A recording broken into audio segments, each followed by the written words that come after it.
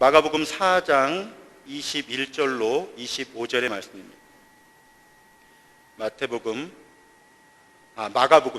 마가복음 4장 21절로 25절의 말씀입니다. 제가 봉독하겠습니다. 오늘은 또 그들에게 이르시되 사람이 등불을 가져오는 것은 말 아래에나 평상 아래에 두려함이냐 등경 위에 두려함이 아니냐. 드러내려 하지 않고는 숨긴 것이 없고 나타내려 하지 않고는 감추인 것이 없느니라. 들을 귀 있는 자는 들으라. 또 이르시되 너희가 무엇을 듣는가 스스로 삼가라. 너희의 헤아리는 그 헤아림으로 너희가 헤아림을 받을 것이며 더 받으리니 있는 자는 받을 것이요 없는 자는 그 있는 것까지도 빼앗기리라. 아멘.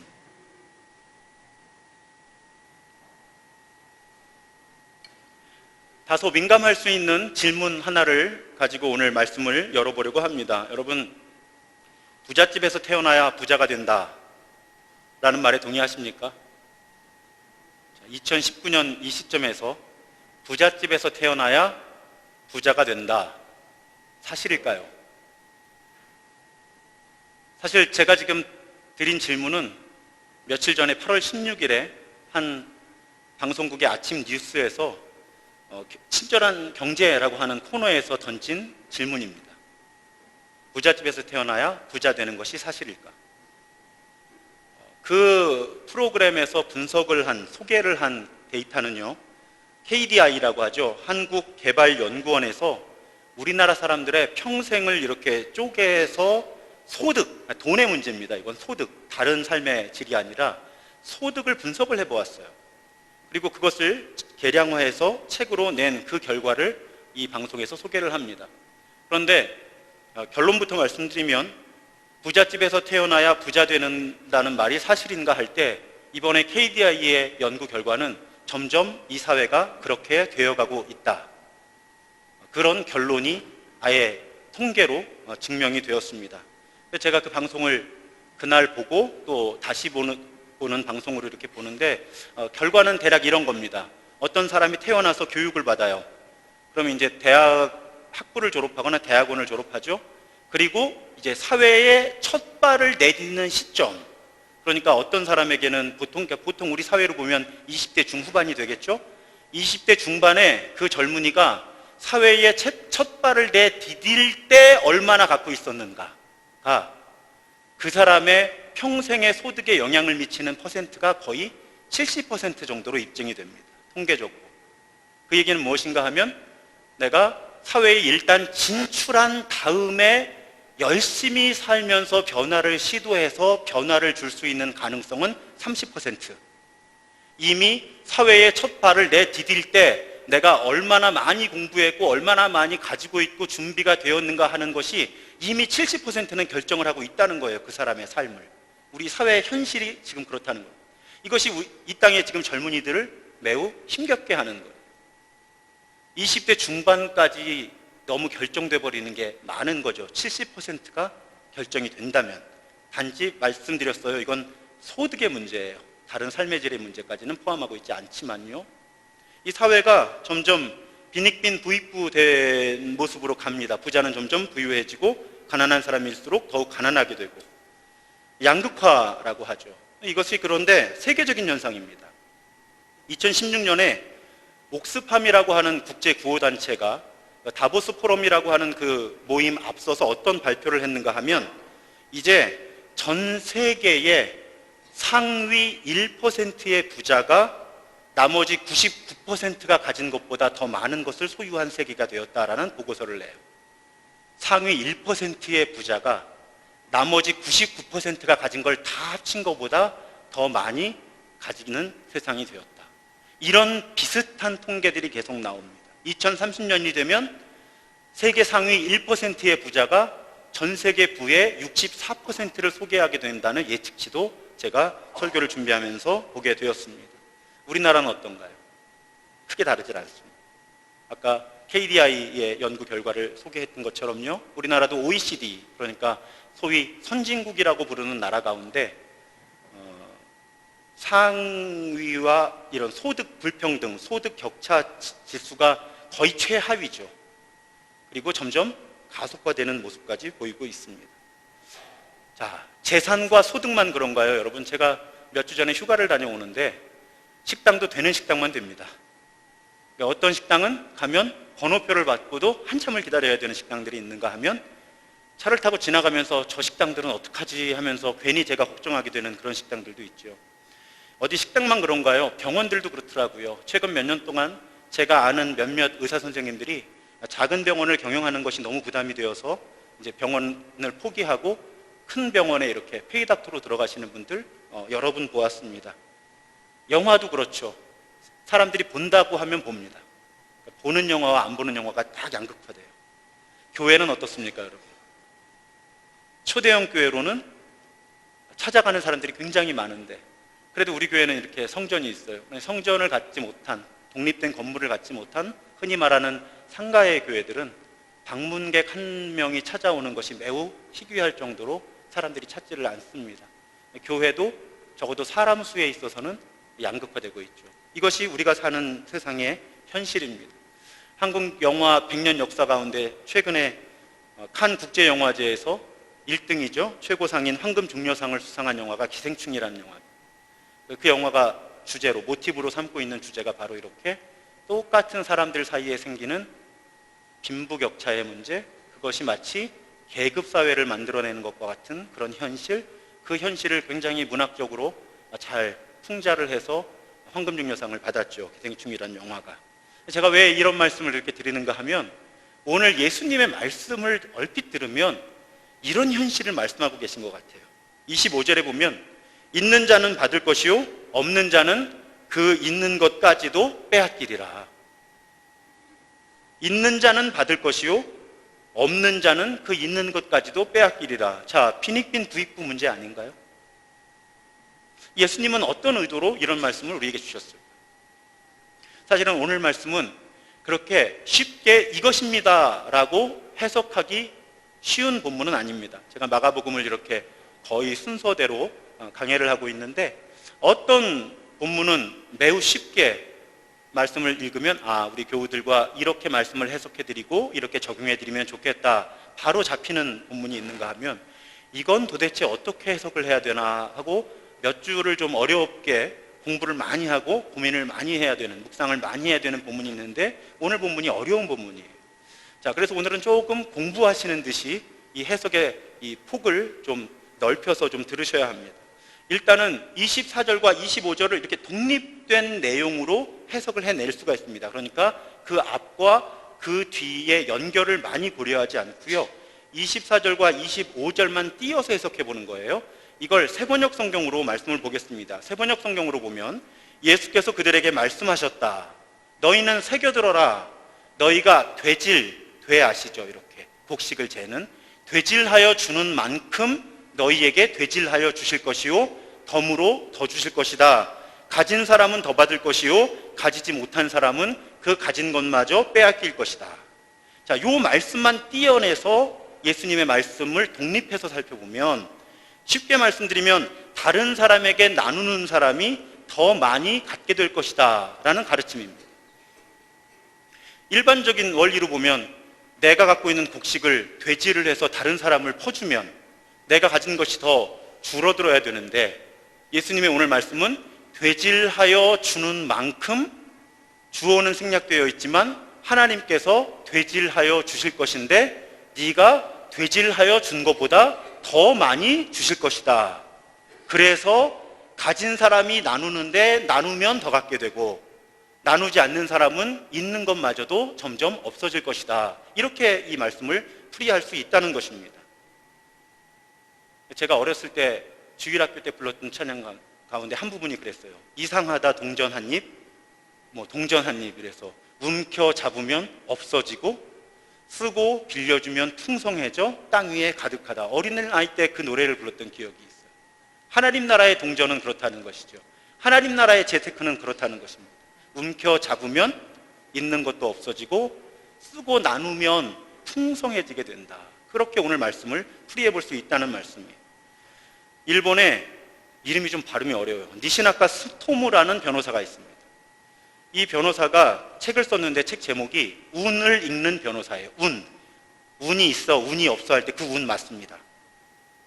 쉽게 풀면 재수 좋은 사람들, 재수 없는 사람들 이렇게 말할 수 있어요. 그러니까 운을 읽는 그 변호사가 운이 있는 사람과 운이 없는 사람을 읽어냈다는 거예요. 그러니까 이분이 그 책의 집필 동기가 무엇인가 하면 이분이 50년 동안 변호사를 활동을 하면서 10,000명이 넘는 의뢰인을 만났다고 해요. 10,000명이 넘는 의뢰인을 50년 동안 그 재판을, 소송을 대행해 주면서 아, 세상에는 운이 좋은 사람이 있고 운이 없는 사람이 있다, 이런 결론을 내린 거예요. 여러분, 이건 성경의 이야기가 아닙니다. 그 변호사 크리스찬은 아닌 것 같아요. 잘은 모르겠어요. 아무리 찾아봐서 못 찾겠어요. 그런데 그분의 어쨌든 한 사람의 인간으로 변호사로서 관찰한 것이 세상에는 운이 있는 사람과 운이 없는 사람이 있는데 이것이 나눠진다는 거예요. 그래서 인터뷰를 했습니다. 이분이 책을 썼고요. 그래서 그 인터뷰한 분이 물어본 거예요. 이렇게 50년 동안 10,000명을 재판을 하다 보니까 어떤 사람은 재판에서 이겼어요. 그런데 나중에 더 나쁜 형편으로 또 소송을 의뢰하러 찾아와요. 그래서 그 문제를 지나가요. 그러면 점점 더 나쁜 문제를 가지고 계속 찾아오는 사람들의 그룹이 있다는 거예요. 반대로 소송 중에도 좋은 소송이 있잖아요. 긍정적인, 잘 되는 소송. 그러니까 잘 돼서 이렇게 재판이 잘 됐는데 점점 더 삶의 형편이 좋아지는 그런 이유로 만나게 되는 사람들이 있더라는 거예요. 그래서 그분이 책을 썼는데 그럼 물어본 거죠. 그 제일 큰 차이, 그러니까 운이 있는 사람과 운이 없는 사람의 제일 큰 차이를 한마디로 변호사님이 관찰한 건 뭡니까? 이렇게 물어봤더니 매우 흥미로운 대답을 해요. 그 사람이 덕을 쌓고 있느냐 그렇지 않느냐를 가지고 한 사람의 인생을 길게 보면 이 사람이 운이 있냐 없냐가 보인다는 거예요. 이분 종교인이 아닌 것 같은데 매우 종교적인 풀이를 합니다. 이 세상의 모든 사람들의 이해관계는 어쨌든 연결되어 있다는 거예요.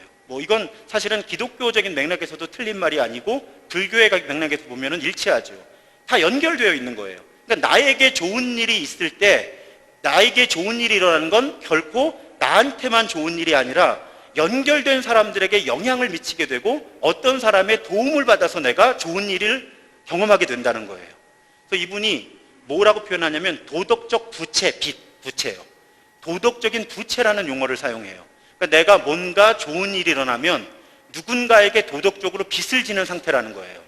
이걸 깨닫고 그 도덕적인 부채를 성실하게 갚아나가는 사람들은 50년 동안 지켜보니까 점점 좋은 일이 계속 그 사람을 찾아오더라. 그런데 내가 뭔가를 얻고 좋은 일이 생겼을 때 이 사람이 종교인이 아니면서도 은혜라는 말을 사용합니다. 은혜를 다른 사람에게 갚지를 않으면 점점 좋은 일이 그 사람을 찾아오지를 않더라. 그게 내가 50년 동안 재판을 하면서 얻은 경험이다. 그래서 뭔가 좋은 일이 생겼다면 나에게 반드시 내가 경험한 좋은 것을 다른 사람에게 빚을 졌다고 생각하고 갚아나가듯이 나누어 나가면 그 사람은 점점 좋은 삶을 살게 된다 하는 것이 이분의 주장입니다. 이분이 이런 질문도 받았어요. 아까 제가 처음에 던졌던 질문이에요. 아니, 부잣집에 태어난 것만으로도 이미 그 사람이 많은 운을, 좋은 운을 타고나는 거 아닙니까? 그랬더니 이분이 그런 말을 해요. 그런데 아주 많은 상속을 받은 사람들을 보았는데 100%라고 말할 수는 없지만 그 부모로부터 돈은 물려받았는데 그 돈의 의미와 가치에 대해서 물려받지 못한 자녀들은 살아가면서 점점 그 돈을 잃거나 아까 구분했던 운이 나쁜 사람의 영역에 들어가서 결코 행복한 삶을 살지를 못하더라. 이것이 이분의 관찰이에요. 제가 왜 크리스찬의 증언도 아닌 성경 이야기도 아닌 이런 말씀을 드리는가 하면 제가 가끔요 성경의 가르침인데 성경 밖에서 움직이는 세상과 사람들 속에서 그 고백이 나오는 걸 발견하면 아, 성경은 정말 진리구나라는 걸 믿게 되는 거예요. 자, 나눌수록 부유해진다라고 하는 성경의 가르침이 이 변호사는 크리스찬이 아닌 것 같은데도 50년 동안 10,000명이 넘는 사람들의 삶을 보면서 어떤 삶이 우리식으로 말하면 복받는 삶이냐, 나누는 삶이 복받는 삶이더라 하는 그 원리를 발견해내는 것이죠. 그러니까 우리 하나님이 성경을 통해 우리에게 계시하신 원리는 성경 안에서만 또 기독교인 안에서만 움직이는 원리가 아니라 온 세상을 움직이는 원리라는 말씀이에요. 그래서 하나님을 하나님으로 인정하지 않는 사람들도 이 세상이 움직이는 원리를 관찰하다 보면 결국은 하나님이 세상을 다스리시는 원리를 발견할 수밖에 없지 않은가라는 그런 고백과 간증을 저는 비기독교인들의 글이나 인터뷰를 통해서 많이 증거를 얻습니다. 지난주에 아까 말씀드린 대로 우리 교회가 이제 선교사역을 좀 새롭게 구조를 잡으려고 모임을 시작했어요. 자, 우리 교회 살림하기도 빠듯한 재정이죠. 그런데 우리는 오늘 우리에게 주시는 이 말씀을 믿어야 되는 거예요. 나눠야 되는 거예요. 최선을 다해서. 최선을 다해서. 그것이 하나님께서 우리에게 기대하시는 삶입니다. 교회를 이 땅에 세우신 이유예요. 그런데 그렇게 나누는 것은 매우 신중해야 하고 분별력이 필요하고 지혜가 필요합니다. 잘못하면 돈이 있는 곳에는 항상 권력이라는 것이 있게 되고 교만함이 있게 되는 거예요. 그래서 교회에 돈이 모이면 그 교회는 교만의 문제, 욕심의 문제, 그 문제와 싸워야 해요. 또 돈 때문에 생기는 권력의 문제, 가진 사람과 그렇지 못한 사람, 도움을 주는 사람과 도움을 받는 사람의 문제를 교회는 선교할 때 매우 신중하게 분별하면서 가진 것을 나눠야 하는 거예요. 제대로 나누는 것이 쉽지 않습니다. 돈은 항상 교만의 이유가 되고 폭력의 이유가 되고 죄의 씨앗이 돼요. 제가 좋아하는 말 가운데 선교 혹은 전도는 한 거지가 다른 거지에게 어디서 빵을 얻을 수 있는지 알려주는 것이다. 제가 참 좋아하는 말이에요. 전도는 한 거지가 다른 거지에게 어디서 빵을 얻을 수 있는지 알려주는 것이다. 뭘 촉구하는 거예요? 말씀을 전하는 사람, 가진 것을 나누면서 복음을 전하는 사람들이 절대 교만해서는 안 된다는 거예요. 거지 그럼 느낌이 잘 안 오는데 그지 그럼 느낌이 좀 와닿죠. 자, 우리는 다 그지라는 거예요. 다 그지인데 뭘 아는 거예요? 어디에 가면 빵을 얻을 수 있는지를 아는 거예요. 어디에 생명의 근원이 있는지를 아는 거예요. 어떻게 사는 삶이 진리 안에 사는 삶이고 의미 있는 삶이고 재미있는 삶인지를 아는 거예요. 그래서 우리도 그지인데 다른 그지들한테 알려주는 거예요. 어디에 가면 빵을 얻을 수 있다고. 그래서 그분들을 모시고 그 빵을 얻을 수 있는 곳까지 안내해 주는 것이 선교이고 전도다 하는 것이죠. 그것이 우리 교회가 해야 할 사명이라는 말씀이에요. 그래서 미리 말씀드리면 이제 연말이 다가오고 교회 예산을 세울 때 저는 분명히 우리 교회 재정이 내년에 예산을 얼마를 세우든 거기에 몇 %는 반드시 교회 밖으로 내보내자고 제안을 할 거예요. 여러분 기도하시면서 숫자를 정해야 돼요. 우리가 과연 우리 교회 모든 재정 가운데 빚을 포함해서 빚을 갚는 것을 포함한 모든 재정 가운데 우리 교회가 몇 %를 교회 밖으로 나눌 수 있을까? 이것이 우리 교회의 성숙함과 건강함을 증명하는 숫자예요. 누누이 말씀드리지만 우리가 헌금해서 우리가 쓰면 그건 헌금이 아니라 회비라니까요. 회비랑 뭐가 달라요? 우리가 내서 우리가 쓰면. 우리가 헌금으로 드렸다면 우리가 드리고 하나님이 쓰셔야죠. 그렇죠. 우리 교회가 그런 교회가 돼야 돼요. 오늘 말씀이 우리 교회에 주는 도전은 그것입니다. 그런데 이제 관점을 조금 더 넓혀 볼게요. 지금은 24절과 25절만 띄어내서 말씀을 본 거예요. 조금 더 넓은 관점에서 보면 나누는 삶이 단지 돈이나 이 눈에 보이는 재물, 물질에만 한정되지 않는다는 사실을 알 수가 있습니다. 큰 맥락에서 보면 오늘 말씀은 예수님의 비유 안에 들어와 있어요. 지난주부터 우리가 예수님의 비유를 하나씩 살펴보기 시작했는데요. 예수님이 비유에 대해서 말씀하시면서 11절과 12절에서 이렇게 말씀하세요. 이르시되 하나님 나라의 비밀을 너희에게는 주었으나 바깥 사람들에게는 모든 것을 비유로 하나니 이는 그들로 보기는 보아도 알지 못하며 듣기는 들어도 깨닫지 못하게 하여 돌이켜 죄사함을 얻지 못하게 하려 함이라. 자, 이 말씀이 매우 이해가 되지 않습니다. 자칫 잘못하면 이 말씀은 예수님이 비유로 말씀하시는 그 이유가 깨닫는 사람들만 구원하고 깨닫지 못하는 사람들은 구원을 못 받게 하기 위해서 일부러 비유로 말씀하시는 것처럼 그렇게 의도를 오해할 수가 있어요. 그래서 예수님이 비유를 사용하신 그 의도부터 우리가 찬찬히 살펴보아야 합니다. 예수님은 왜 비유를 사용하셨을까요? 쉽기 때문이에요. 비유가 설명하기 어려운 것을 쉽게 설명할 수 있게 해주기 때문에 그렇습니다. 한자 성어 가운데 불림 문자라고 하죠. 여러분, 정말 진리는 말이나 글로 쉽게 표현되지 않습니다. 그런 진리를 쉽게 전달하는 방법이 비유를 드는 거예요. 그래서 제가 오후 예배 설교하면서 하나님을 우리가 깨닫기는 어렵습니다 라는 말씀을 드리면서 어떤 비유를 사용했는가 하면, 눈이 보이지 않는 장님이 코끼리 다리를 만지는 것과 같다, 이렇게 말씀을 드렸어요.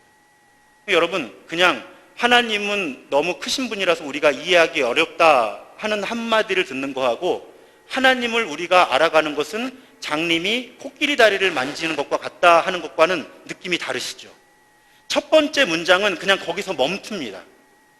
하나님을 이해하기 어렵구나 하고 멈춰요. 그런데 하나님을 알아가는 것이 우리가 장님이 코끼리 다리를 만지는 것과 같다 하면, 그 이야기를 듣는 순간 여러분들의 머릿속에서는 상상이 움직이기 시작합니다. 그림이 그려져요. 그러면서 하나님을 알아간다는 것이 무엇인지 각자 자신의 경험과 눈높이에서 고민을 하게 되고 생각을 하게 됩니다. 이것이 비유의 힘이에요. 그래서 예수님께서는 하늘나라라고 하는 실체가 사람의 말과 글로 설명하기가 어렵기 때문에 팔레스타인 사람들이 당시에 아주 쉽게 이해할 수 있는 농사짓는 비유라든지 바다에서 고기를 잡는 비유라든지 이런 실생활 속에 쉽게 와닿는 비유들을 통해서 하나님 나라라고 하는 설명하기 어려운 그 진리를 각자 자기 눈높이에서 이해할 수 있도록 돕기 위해서 비유를 사용하셨다는 것입니다. 그러니까 듣는 사람은 자기 수준에 맞춰서 하나님 나라가 어떤, 하나님의 통치라고 하는 것이 어떤 것인지를 깨달을 수 있게 되었다는 것. 그것이 비유의 힘입니다. 제가 사실은 이 말씀을 준비하면서 한번 오늘 설교를 요 시점에 이를 때까지 아무런 비유 없이 설교해 볼까 하고 생각을 해봤어요. 그러면 아마 여러분들이 절감하셨을 것 같아요. 평소에는 여러분들이 우리가 의식을 하지 않으니까 제가 뭔가를 설명할 때 얼마나 많은 비유를 사용하고 있는지를 여러분 잘 모르십니다. 근데 만약에 제가 오늘 설교 시작할 때부터 이 시점까지 모든 비유를 사용하지 않고 설교했다면 이 가운데 절반은 지금 주무시고 계실지 모릅니다. 무슨 말인지 와닿지도 않고 이야기는 공중에 떠다니는 것 같고 이렇게 되는 거죠. 그것이 예수님이 비유를 사용하신 이유예요. 또 한 가지 비유를 사용하신 이유 중에 하나는 당시에 예수님 주변에는 적대자들이 많았잖아요. 종교 지도자들은 율법주의에 딱 사로잡혀서 예수가 무슨 말만 하면 공격하려고 준비하고 있습니다. 그럴 때 또 로마 당국자들은 이 사람이 정치적인 소요를 일으키지 않을까 해서 아마 관찰하고 있을 거예요. 그럴 때 하나님 나라가 어떤 것인지를 직설적으로 설명하기보다는 예수님은 비유를 사용하면 피해 나갈 곳이 있습니다. 그게 문학의 힘이에요. 그래서 빼앗긴 들에는 봄은 오는가 하면 한국 사람들은 다 알잖아요. 이 빼앗긴 들이라고 하는 것이 일제강점기에 우리나라의 안타까운 현실이구나 하는데, 막상 일본 당국자가 뭐라고 할 때 문학은 항상 애매하게 그러기도 뭐하고 아닌 것도 같은 이런 틈을 만들어줘요. 그래서 예수님은 비유를 사용해서 이 땅에서 하나님의 나라의 진리를 충분히 설명하실 기회를 얻으신 그런 차원도 있는 겁니다. 그게 요한계시록이 묵시문학으로 쓰여진 이유예요. 그러니까 요한계시록에서 로마 황제는 사탄의 하수인이다 이렇게 쓰면 그 글이 초대 교인들에게 돌아다닐 수가 없죠. 읽혀질 수가 없습니다. 검열해서 문제가 됐겠죠. 그런데 바다에서 한 짐승이 나오는데 그 짐승은 이런데 그 짐승이 이런 일을 하고 이렇게 묵시문학으로 기록되어 있기 때문에 이 문서가 읽혀질 수 있었던 거예요. 이 글을 받은 사람들은 다 압니다. 저기서 저 짐승이 사탄의 하수인인데 저 짐승으로 묘사가 되고 있는 것이 지금 크리스천들을 핍박하는 로마 정부구나. 이걸 읽는 사람들은 다 알아요. 마치 빼앗긴 들에도 봄은 오는가를 읽는 한국 사람들하고 똑같은 거예요. 그런데 로마 당국자들이 이 문학을 문제 삼기는 수수께끼 같죠. 이게 무슨 말인가. 그것이 문학의 힘이거든요. 예수님은 비유를 이용해서 충분하게 또 듣는 사람들의 눈높이에 맞게 하나님 나라의 진리를 선포하시려고 했던 것입니다. 근데 여기에 문제가 생긴 거예요. 비유로 설명하시다 보니까 아예 이 비유의 마음을 닫는 사람들이 있어요. 이해하려고 하지 않는 사람들, 이해하기를 거부하는 사람들. 그 사람들은 뭐가 문제가 돼요? 계속 모르게 되는 거예요. 그러니까 예수님이 이 비유를 말씀하실 때 뜻을 헤아리고 알게 되고, 그 다음 비유를 듣다 보면 이게 일종의 시너지가 생겨서 하나님 나라는 이런 거구나 조금 더 알게 되고, 또 다른 비유를 듣게 되면 하나님 나라는 또 이런 거구나 하면서 진리에 대한 깨달음이 이렇게 넓혀지는데, 그 하나님 나라의 비유를 이해하려고 하지 않다 보니까 이 말을 들어도 모르는데 다음 말씀을 들으면 더 모르고, 또 그 다음 말씀을 들어도 더 모르고, 이런 사람들이 있는 거죠. 마치 지난주에 예수님이 네 종류의 밭에 대해 말씀하시면서 안타까워하신 거잖아요. 말씀은 똑같이 뿌려지는데 길가가 있고 돌밭이 있고 이 가시밭이 있고 좋은 밭이 있구나 안타까워하신 것처럼, 하나님 나라 비유를 말씀하시는데 그 비유를 깨닫고 하는 사람이 있는가 하면 못 깨닫고 안 깨닫고 못 깨닫고 하는 사람들이 생긴다는 거예요. 근데 비유는 결국 감추기 위한 것이 아니라는 것을 예수님이 21절로 23절에서 말씀해 주신 거거든요. 또 그들에게 이르시되 사람이 등불을 가져오는 것은 말 아래에나 평상 아래에 두려 함이냐 등경 위에 두려 함이냐. 그러니까 등불을 가져오면 잘 보이라고 놔두려고 등불을 켜서 가져오는 거냐, 아니면 안 보이게 하려고 감추려고 가져오는 거냐. 잘 보이게 하려고 가져오는 거잖아요. 예수님 뭘 말씀하고 싶으신 거예요? 내가 지금 비유로 말하는 것이 하나님 나라의 진리를 감추려고 말하는 거겠느냐. 그런 말씀을 안 하시죠, 아예. 그게 아니라 하나님의 나라의 그 진리를 폭로하기 위해서, 드러내기 위해서, 다만 어떤 특별한, 아까 설명드렸던 그런 저런 이유로 인해서 비유를 통해서 적절하게 폭로하기 위해서 예수님은 비유로 말씀하셨다는 거죠. 감추기 위한 것이 아니라는 거예요. 그러면서 23절에 들을 귀 있는 자는 들어라 제발, 이렇게 말씀하십니다. 그래서 이사야서 6장 9절에서 10절을 인용하신 거예요. 보기는 보아도 알지 못하고 듣기는 들어도 깨닫지 못하는 사람들이 이렇게 일어나고 있는 이 상황을 도대체 어떡할까 하고 예수님은 탄식을 하고 계신 것입니다. 이건 하나님 나라의 비밀이 여기 비유 안에 있고, 이 비유는 우리만 깨달았으니까 우리는 구원받을 것이고 저거 깨닫지 못한 사람들은 다 구원 못 받을 거야 라는 그런 의미가 아니라, 하나님 나라의 비밀이 비유를 통해 이렇게 폭로가 되고 있는데, 아니 이걸 보고 듣고 깨닫는 사람들이 있는가 하면 그렇지 못해서 구원의 길에서 자꾸 벗어나는 사람들이 생기는 이 문제는 어떡할 것인가 하고 안타까워하셨다는 것이죠. 다시 말씀드려서 이 비유는 감추기 위한 비밀이 아니라 폭로하기 위한 계시였다는 것이죠. 그리고 우리에게 예수님은 그 계시에 점점 마음을 열고 그 계시를 통해서 하나님의 통치가 어떤 것인지를 알아갔으면 좋겠다 하는 바람을 이 아침에 드러내고 계신 것입니다. 이런 맥락에서 보면 오늘 설교 앞부분에 살펴보았던 24절과 25절은 이렇게 이해해 볼 수 있어요. 자, 예수님이 비유로 선포하셨어요, 말씀을.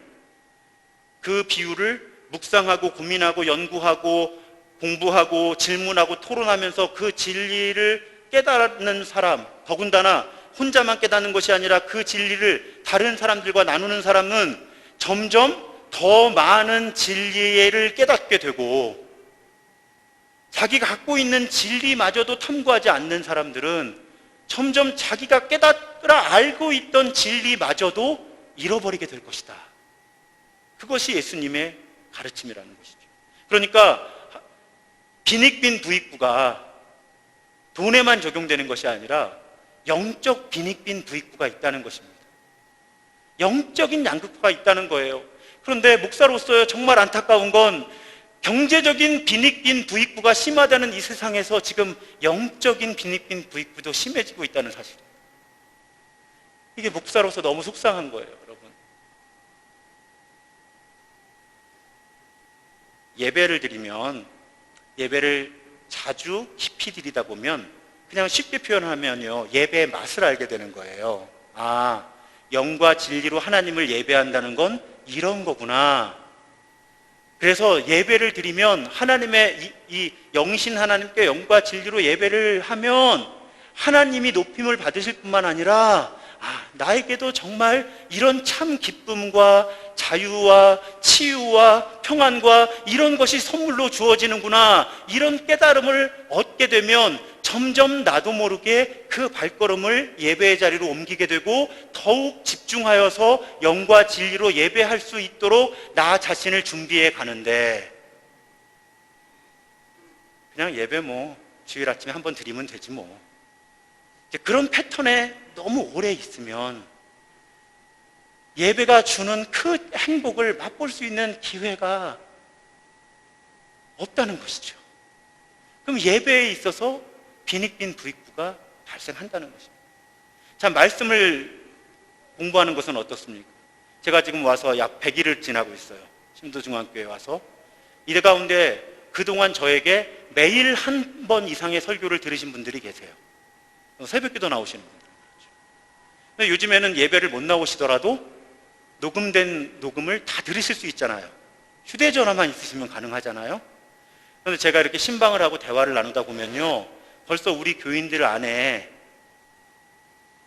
이 담임 목사의 목회 철학과 담임 목사가 설교하려고 하는 이 하나님 나라의 복음이 무엇이냐에 대한 이해가 사람마다 많이 다르기 시작하는 겁니다. 아직 4개월도 안 됐는데. 왜 그럴까요? 말씀을 더 많이 듣고 깊이 묵상을 하게 되면 들은 말씀들이 연결이 돼서 시너지를 서로 일으키면서 제가 설교하고자 하는 내용이 무엇인지를 심지어는 말하지 않아도 알 수 있는 이런 부익부의 상태에 가까이 다가서는 분들이 계신가 하면, 이제 재료가 너무 적으니까 지금 선포되는 말씀이 무엇인지를 이해하기가 어려운 분들도 계실 수 있다는 거죠. 그러니까 말씀을 듣고 이해하고 깨달아가는 데에도 빈익빈 부익부가 존재합니다. 지금 속회 신청을 새롭게 받고 있습니다. 여러분, 소그룹 마찬가지예요. 우리 가운데요, 정말 그리스도의 몸된 소그룹, 정말 서로 사랑해주고 신뢰해주고 서로 묵상한 말씀, 자신의 삶의 간증 혹은 삶의 좌절과 실패, 기도 제목, 이런 걸 나누면서 정말 하나 된 소그룹을 경험하신 분들은 이미 지난 4개월 사이에도 저에게 여러 번 말씀을 하시는 거예요. 목사님, 제가 이런 소그룹에 속하고 싶어요. 우리 교회 속회가 이렇게 되었으면 좋겠어요 하고 말씀하시는 거예요. 그런데 그런 경험을 한 번도 해보질 못하면, 진짜 소그룹은 이런 거구나, 교회 소그룹은. 진짜 속회는 이런 거구나라는 걸 경험해보지 못하면, 혹시 더군다나 소그룹 가운데 불편함이 생기거나 상처를 받으면, 목사님, 저는 그냥 우아하게 예배만 드릴게요. 근데 사실은 교회에서 소그룹을 통해 하나님이 우리를 빚어가시고 우리를 진짜 교회 되게 하시는 그 은혜는 정말 큰 것이거든요. 이것도 마찬가지인 거예요. 소그룹의 맛, 진짜 소그룹을 통해서 경험할 수 있는 은혜를 경험을 한 사람은 계속 그런 소그룹을 추구하게 되고, 소그룹이 새롭게 구성이 되어서 새로운 사람들을 만나도 그 사람들하고 또 그런 소그룹을 이루어 보려고 몸부림을 치면서 더 구원받은 삶, 생명력 있는 삶을 살아가게 되는 것인데, 그런 경험이 없으면 자꾸 저는 소그룹에는 참여하고 싶지 않습니다 하면서 그 소그룹을 통해 주시는 은혜를 경험할 기회를 갖지 못해요. 그러니까 이 영역에서 빈익빈 부익부가 존재할 수 있다는 것입니다. 자, 교회를 섬기는 것과 나누는 것은 어떻습니까? 정말 섬기다가 그 섬김의 행복, 그걸 맛본 사람은 누가 강제하지 않아도 계속 그 섬김의 자리를 찾는 거죠. 그 섬김을 통해서 내게야 선물을 받는, 그래서 정말 진정한 섬김을 하는 분들은 어떻게 반응하세요? 제가 권사님 어떻게 쉬시는데 교회 오셔서 이런 일을 하세요? 목사님, 제가 너무 행복해서 이 일을 하는 겁니다. 근데 얼굴 표정 보면 알잖아요. 인사말인지 진짜인지. 자, 그런 행복. 자, 복음을 전하는 건 어떤가요, 여러분? 다른 사람에게 내가 아는 건 부족하지만 이렇게 복음을 전했더니 다른 사람은 생각할 것도 없이 복음이 내 안에서 역사하더라. 내가 복음을 누군가에게 전했더니 다른 사람 몫이고 내가 복음이 뭔지 알겠고 복음이 나를 살리더라 하는 경험을 한 사람들은 그냥 복음을 전하는 행복을 누릴 수 있는 거죠.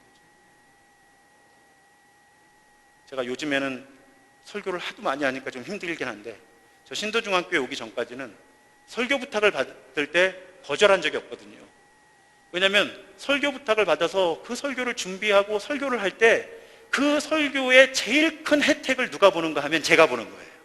사실은 여러분, 비밀을 폭로하겠습니다. 여러분들이 제 설교를 통해서 받으시는 그 은혜보다 제가 이 말씀을 준비하고 지금 이렇게 말씀을 전하면서 누리는 행복이, 이게 뭐 무게를 달아볼 수는 없는데 하여튼 제가 볼 땐 더 큰 것 같아요. 그러니까 저는 때를 얻든지 못 얻든지 계속 말씀을 전하고 싶은 거예요. 그래야 내가 더 재미있고 의미있게 사는 것 같아요. 여러분, 제 표정이 지금 억지로 설교하는 것처럼 보이세요? 아니면 신나서 설교하는 것처럼 보이세요? 그렇다고 말씀해 주세요. 이것이 설교자의 행복이죠.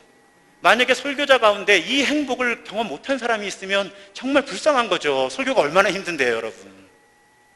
이 설교가 노동이 되면요, 힘들어서 못해요. 하고 나서 쓰러지더라도 할 때는 신나야 되거든요, 설교는. 이 말씀이. 이게 이제 설교자가 누리는 빈익빈 부익부라는 말씀이에요. 자, 예를 다양하게 들어드렸어요. 자신을 돌아보시면 돼요.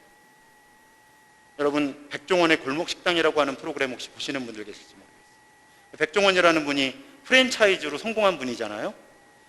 그분이 이제 어느 골목 상권 하나를 정해서 거기서 자원한 가게들을 컨설팅을 해주죠. 레시피도 봐주고 새롭게 만들어주고 뭐 가게 인테리어라든지 뭐 고객을 응대하는 방식이라든지 뭐 여러 가지를 도와줘요.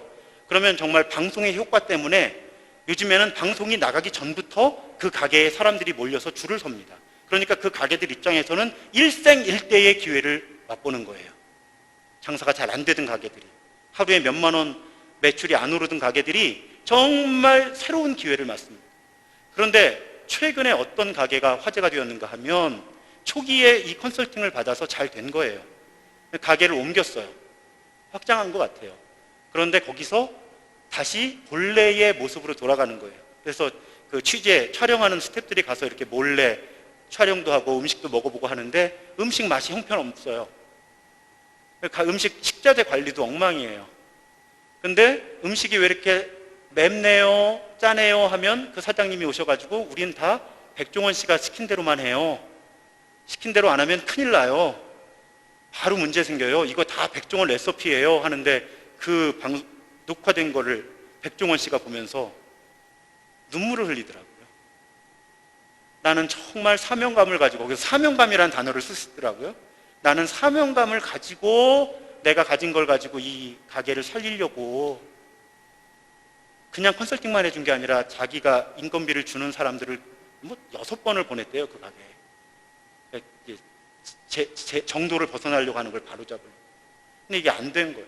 이제 이것이 화제가 되어서 인터넷에서 배은망덕이다, 그런 가게는 도와주지 마세요, 막. 백종원 씨가 여지를 뒀거든요. 우리 한 번 더 해봅시다, 사장님들.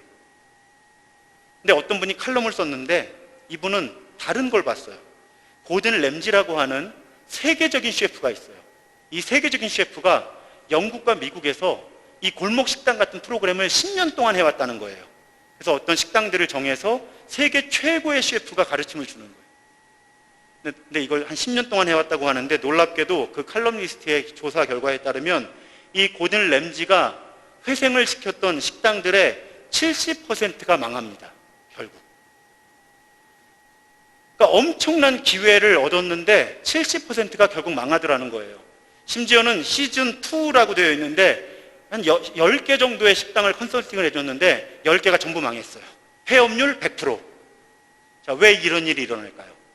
왜 세계적인 셰프가 컨설팅을 해주었는데 그래서 그 가게가 많은 손님들이 찾아와서 감당할 수 없을 정도로 손님이 많아졌었는데 왜 몇 년 못 가고 폐업을 했을까?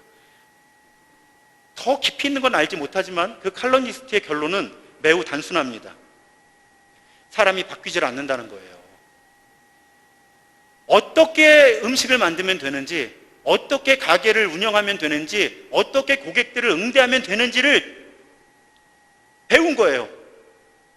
그런데도 점점 본래 자기가 편하게 하던 방식으로 천천히 돌아가서 이렇게 하면 망한다는 걸 알면서도 그렇게 하다가 망한다는 거예요. 여러분, 그런 가게가 30%가 아니라 70%라는 거예요. 그러니까 이 이야기가 주는 교훈이 뭐예요? 저나 여러분들이나 안 변해요, 잘. 여러분, 오늘 아침에 제가 잠자리에서 이렇게 눈을 뜨는데 창문을 이렇게 열어놨더니 선선한 바람이 부는 거예요. 아니, 며칠 사이에 선선한 바람이 불어요. 그래서 제가 그런 생각을 했어요. 누워서. 가을이 왔구나. 주님, 내년 준비해야 됩니다, 이제. 계절이 변하는 거예요. 자, 여러분, 2018년 송구영신 예배, 2019년을 넘어오는 송구영신 예배 드릴 때 결심하시고 소원하신 거 있죠? 표정들을 보니까 이렇게 여쭤보면 될 것 같아요. 솔직히 기억도 안 나시죠? 이제 너무 오래되셔서. 저도 그래요. 작심삼일이죠, 우리 다.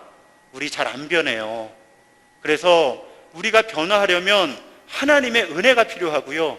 그 은혜에 정말 열심히 순종하는 우리의 노력이 필요해요. 예수님이 오늘 그 말씀을 우리에게 주시는 거예요. 이 말씀 사이에 제가 설교 한 편으로 따로 다루지는 않지만 어떤 비유가 있는가 하면 자라나는 씨의 비유와 겨자씨 비유가 나와요. 자라나는 씨의 비유는 뭐냐면 씨가 뿌려지는데 그 씨가 자라고 엄청나게 자라는데 정작 사람들은 그게 어떻게 자라는지 원리를 알지 못한다는 거예요. 무슨 뜻인가 하면 하나님 나라의 말씀이 심기어지는데 이 말씀이 엄청난 열매를 맺는데 이 열매가 어떻게 이렇게 엄청난 열매를 맺는지를 이해할 수 있는 사람이 없다는 거예요. 하나님이 신비롭게 하나님 나라를 이루신다는 거예요. 바로 붙어서 겨자씨의 비유가 있어요. 겨자씨는 보통 씨앗보다도 아주 작다고 하죠. 눈에 잘 안 보인대요. 근데 그 겨자씨도 땅에 떨어지면 다른 주변에 다른 식물들보다 더 크게 자라난다는 거예요. 하나님의 나라는 그렇게 자라난다는 거예요. 처음에 뿌려질 때, 선포될 때는 보잘것없어도 정말 크고 놀라운 역사를 하나님께서는 하나님의 나라를 통해 이루어 가신다는 거예요. 그 사이에 예수님이 안타까워하시는 거예요. 그런데 우리가 안 변하는 거예요. 하나님은 하나님의 나라, 하나님의 통치를 그렇게 이루어 가시는데 우리는 관성이잖아요. 움직이지 않는 건 계속 움직이지 않으려고 든다. 우리는 움직이지 않으려 듭니다. 그래서 하나님께서 하나님의 나라를 그렇게 확장해 가시고 하나님의 통치를 이루시고 하나님의 나라가 우리의 일상을 다 바꿔주실 수 있는데 우리는 그 변화에 참여하지 않아서 예수님은 그게 너무 속상하셔서 오늘 영적인 부익부와 빈익빈에서 잘 선택하라고 우리에게 촉구하고 계신다는 것입니다. 이 말씀이 그래서 여기에만 있지 않아요. 마태복음 13장 12절 무릇 있는 자는 받아 넉넉하게 되되 없는 자는 그 있는 것도 빼앗기리라. 마태복음 25장 29절 무릇 있는 자는 받아 풍족하게 되고 없는 자는 그 있는 것까지도 빼앗기리라. 누가복음 8장 18절 그러므로 너희가 어떻게 들을까 스스로 삼가라. 누구든지 있는 자는 받겠고 없는 자는 그 있는 줄로 아는 것까지도 빼앗기리라.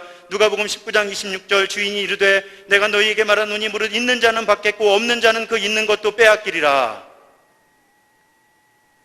한두 번 말씀하신 게 아니에요. 예수님 너무 속상하셔서 하나님의 통치가 우리 가운데 이루어지고 있고 우리가 영적인 부익부의 그 서클, 그 순환고리에 서서 하나님 나라를 보기 시작하면 우리의 삶이 정말 근본적으로 변화할 텐데 우리가 움직이지 않으니까 하나님은 영적인 빈익부와 부익부에 대해서 말씀으로 책망하고 계신 것입니다. 사랑하는 여러분, 제가 과외교사를 10년을 해서 먹고 살았는데요. 우리 아들도 그러더라고요. 아빠, 제가 이 과목을 이렇게 열심히 공부했는데 저는 머리가 나빠서 안 되는 것 같아요. 제가 그렇게 얘기해요. 얘야, 그 과목에서 네가 변화를 경험하려면 4개월은 공부한 다음에 봐야 된다. 그러니까 4개월 동안 성적표의 점수가 1도 오르지 않더라도 일단 4개월은 하고 얘기해보자. 여러분, 우리의 영적인 변화도 그렇습니다. 이 관성의 힘이 하도 세서 내가 조금 예배 더 드려본다고 이것이 확 부익부의 이 서클로 변하는 게 아니에요. 조금 성경 공부 더 해본다고 해서 뭐 달라지는 것도 없네 이렇게 되는 거예요. 이 관성의 힘이 그래요. 소그룹 모임 한두 번 더 가본다고 해서 뭐 목사님이 소그룹의 맛을 보라는데 그런 거 없네 뭐 이러기 쉽다는 거예요. 그런데 하나님께서 이루시는 그 일에 성실하게 지속적으로 참여하다 보면 하나님이 선물을 주세요. 역사적인 경험을 하게 하십니다. 내가 그 예배 안 갔으면 어떻게 될 뻔했나, 내가 그때 그 사람들을 속회에서 안 만났으면 내가 어떻게 살 뻔했나, 내가 하나님의 말씀 그렇게 묵상하지 않았다면 내 삶이 어떻게 되었을까, 이런 경험을 간증을 우리가 하게 된다는 것입니다.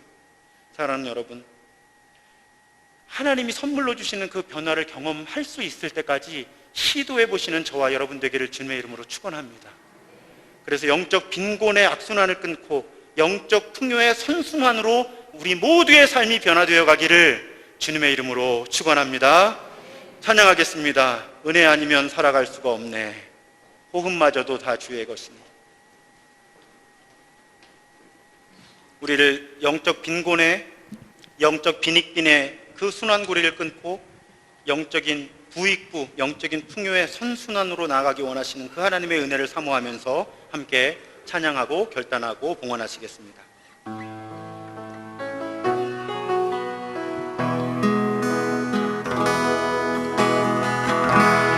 은혜 아니면 살아갈 수가 없네. 복음마저도 다 주의 것이니 세상 평안과 위로 내게 없어요. 예수, 오직 예수뿐이네. 은혜 아니면 살아갈 수가 없네. 은혜 아니면 살아갈 수가 없네. 복음마저도 다 주의 것이니 세상 평안과 위로 내게 없어도 예수, 오직 예수뿐이네. 우리 일어서서 찬양하겠습니다. 크신 계획, 크신 계획 다 볼 수도 없고 작은 고난에 지쳐도 주께 묶인 나의 모든 삶 버티고 견디게 하신 크신 계획 다 볼 수도 없고 크신 계획 다 볼 수도 없고 작은 고난에 지쳐도 주께 묶인 나의 모든 삶 버티고 견디게 하시네. 은혜 아니면 살아갈 수가 없네. 나의 모든 것 다 주께 맡기니 참된 평안과 위로 내게 주신 주 예수, 오직 예수뿐이네. 우리 시간에 함께 통성으로 기도하겠습니다. 하나님, 내가 영적 빈익빈의 그 덫에 걸려 있지 않고 영적 부익부의, 영적 풍요의 삶을 살아갈 수 있게 해주십시오. 내가 얼마나 의미있고 재미있게 행복하고 거룩하게 살 수 있는지 하나님, 나로 하여금 시도해보게 하여 주시고 하나님의 나라를 미리 맛보게 하여 주시고, 그래서 이 땅에서 영적 풍요의 삶을, 영적 부익부의 삶을 누리는 삶이 되게 하여 주옵소서 하는 간절한 바람으로 우리 주여 한번 크게 부르짖고 기도하겠습니다. 주여, 오늘 말씀 주심을 감사합니다. 주님 말씀 가운데 깨닫습니다. 하나님, 내가 영적 빈곤의 악순환을 끊고 영적 풍요의 선순환으로 삶이 변화되어 갈 수 있도록 하나님 내게 은혜를 더하여 주시고 나로 하여금 분별하고 순종하게 하여 주옵소서. 하나님 예배 드리는 것과 말씀을 공부하는 것과 하나님 국회에 참여하는 것과 전도하는 것과 섬김에 있어서 하나님 나로 하여금 아버지 하나님 영적 부익부의 그 선순환을 시도하게 하여 주시고 아버지 하나님 영적 빈곤의 악순환을 끊고 아버지 하나님 참된 거룩함과 참된 의미와 참된 행복을 향해 참된 성숙함을 향해 발걸음을 옮기는 내가 될 수 있게 하여 주옵소서. 우리가 될 수 있게 하여 주옵소서. 주의 은혜를 더하여 주옵소서. 주의 은혜를 더하여 주옵소서. 주의 은혜를 더하여 주옵소서. 주님 우리로 하여금 영적 빈익빈의 사슬을 영적 부익부를 향해 나아가게 하여 주옵소서. 나로 하여금 새롭게 시도하게 하여 주시고 하나님이 이루시는 하나님 나라 통치에 더욱 적극적으로 참여하게 하여 주옵소서. 주님 붙들어 주시옵소서.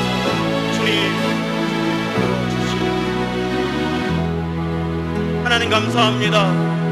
오늘 말씀 들으며 찔림이 있게 하시니 감사합니다. 하나님 나로 하여금 영적 빈곤 영적 빈익빈의 사슬을 끊고 악순환을 끊고 영적 부익부 영적 풍요의 선순환을 향해 나아갈 수 있도록 하나님 내게 은혜를 더하여 주시고 내게 분별력을 더하여 주시고 내게 순종하는 마음을 더하여 주옵소서. 하나님 어차피 믿고 사는 삶인데 깊이 믿게 하여 주시옵소서. 어차피 이 드리는 예배인데 정말 영과 진리로 예배 드린다는 것이 무엇인지를 경험하게 하여 주옵소서. 하나님 내가 참여하는 소그룹 속에서 삶을 변화시키는 은혜를 경험하게 하여 주시고 내가 베풀고 나눌 때 정말 더해 주시는다는 것이 무엇인지를 간증할 수 있는 삶을 향해 나아가는 우리 모두가 되게 하여 주옵소서. 하나님 예물 드립니다. 예물 드리며 선포합니다. 우리는 돈의 노예가 아니라 하나님의 자녀들입니다.